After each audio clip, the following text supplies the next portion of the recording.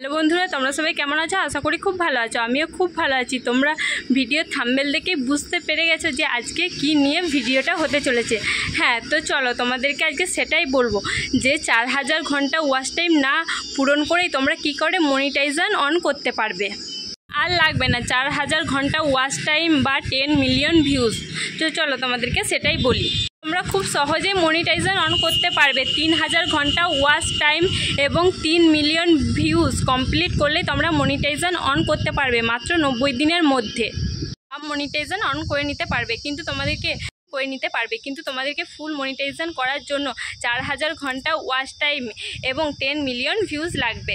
YouTube তোমাদেরকে 3000 ঘন্টা watch time এবং 3 মিলিয়ন ভিউজে মনিটাইজেশন অন দিয়ে দিচ্ছে। তো আজকে ছিল এই পর্যন্তই ভিডিওটা। ভালো লাগলে অবশ্যই লাইক কমেন্ট শেয়ার করো। চলো টাটা। আর ভালো লাগলে অবশ্যই চ্যানেলটাকে সাবস্ক্রাইব করে দিও।